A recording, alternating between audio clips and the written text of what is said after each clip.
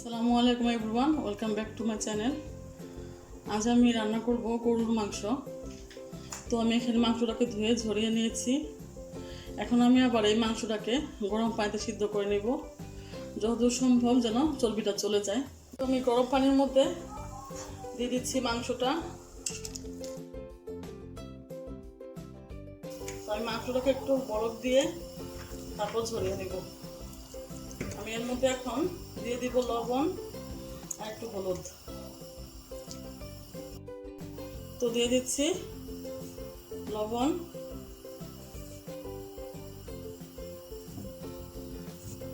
3 চামচ লবণ দিয়ে দিলাম, আর দিয়ে দেব একটু হলুদ। এগুলো দিয়ে আমি একটু এটাকে জাল করে নেব। তো আমি হলুদটা এটার মধ্যে ভালো করে একটু নেড়ে চেড়ে মিক্স করে দিই। তারপর আমি অপেক্ষা করব 3-4টা বলক আসা পর্যন্ত। এই যে গরুর মাংসটা বলক এসে গেছে, জাল হচ্ছে। তো আর জাল হোক আর একটু, তারপর আমরা ওটাকে নামিয়ে নিব। আমি এখানে একটা প্যান বসিয়ে দিয়েছি। তো প্যানটা গরম হয়ে গেছে। এখানে আমি এখন তেল দিয়ে দিব, রান্নার তেল কম করে দিব, বেশি দেওয়া যাবে না, গরুর মাংসের মধ্যে এমনি তেল আছে।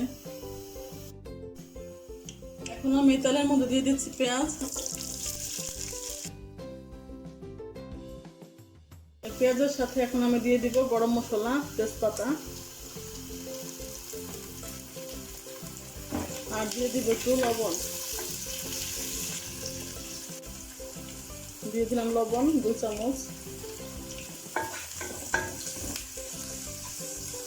এই যে পেঁয়াজটা নরম হয়ে গেছে অনেকটাই। আর বেশিক্ষণ আমি ভাজবো না, তাহলে কালারটা ব্রাউন হয়ে যাবে। তো আমি একটু পানি দিয়ে দিচ্ছি এখানে। এখন আমি একটা করে সব মশলা দিয়ে দিব। এখন আমি এখানে দিয়ে দিব আদা রসুন পেস্ট। এই যে আদা রসুন পেস্ট বেশি করে দিয়ে দিলাম। এখন আমি ভালো করে কষাবো আদা রসুন পেস্টটাকে, তাহলে কোনো গন্ধ থাকবে না। দিয়ে দিচ্ছি হলুদ গুঁড়া 1 চামচ। দিয়ে দিব মরিচ গুঁড়া আধা চামচ। এবার দিব ধনিয়া গুঁড়া 1 চামচ। পানি দিয়ে দিব এখানে। পানিটা দিয়ে আরো ভালো মতো কষাবো। তারপর দিয়ে দিচ্ছি এখন আমি জিরা গুঁড়া 1 চামচ। তো এখন আমি ভালো করে কষিয়ে নিব। মশলাটা ভালো করে কষালে মশলা গন্ধ থাকবে না। আর এতে সবসময় ভালো করে কষালে মশলা তরকারিটা খুব ভালো হয়, টেস্টি হয়। প্রয়োজনে বারবার একটু একটু করে পানি দিয়ে ভালো করে কষিয়ে নেবেন। এখন আমি এই যে মাংসটাকে নামিয়ে নিব। নামিয়ে এখন আমি ঝরিয়ে নিব আর একটু ধুয়ে নিব ভালো মতো। এই যে মশলাটা এখানে কষানো হচ্ছে। আমি ভালো করে আরও নেড়ে চেড়ে কষিয়ে নিচ্ছি। এটা গরুর মাংসটা হতে অনেক সময় লাগবে।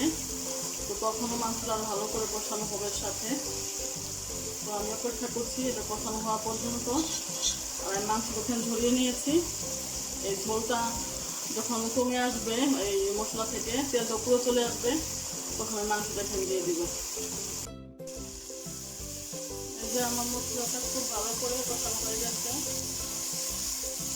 আর তেলগুলো উপরে আসছে। তো আমি এখানে দিয়ে দিব মাংসটা। এই যে সিদ্ধ করার পর এরকম হয়েছে। তারপর আমি ধুয়ে নিয়েছি আবার। এখানে কষাতে আমাকে পানি দিতে হবে, কেননা মাছ থেকে কোনো পানি উঠবে না। আমার এই মাংসটা সিদ্ধ করা। তারপর একটু ঢেকে রান্না করবো, তারপর একটু পানি দিয়ে দিতে হবে। এই যে মাছটা একটু কষিয়ে নিলাম। এখন আমি নেড়ে দিচ্ছি মাংসটাকে। এখন আমি একটু পানি অ্যাড করবো কষানোর জন্য।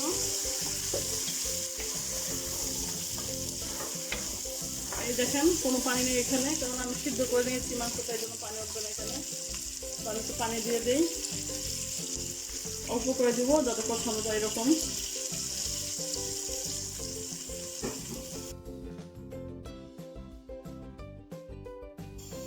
তো এখন আমি একটু ঢেকে দিব, ঢেকে দিয়ে রান্না করব।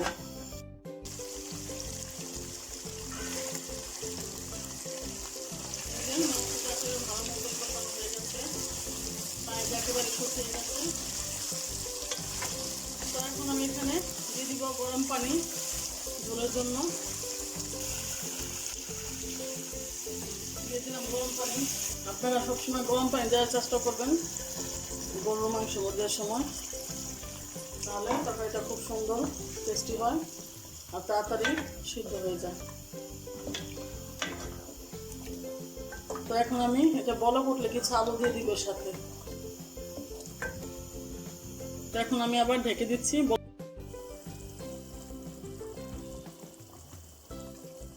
এই যে মাংসের মধ্যে এখন আমি দিয়ে দিব আলু।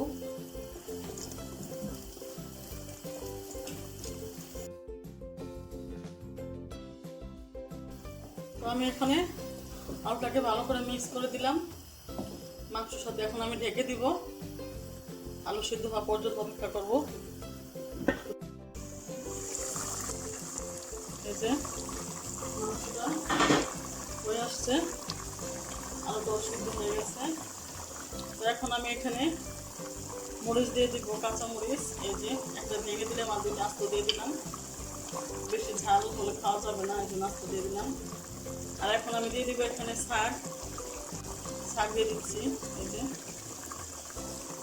শাকটাকে আমি মিক্স করে দিব মাংসের সাথে, আর একটু দিব।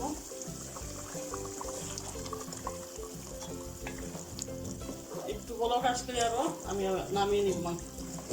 একটু ঝোল ঝোল থাকবে মাংসটার মধ্যে, আমি আর ঝোল কমাবো না।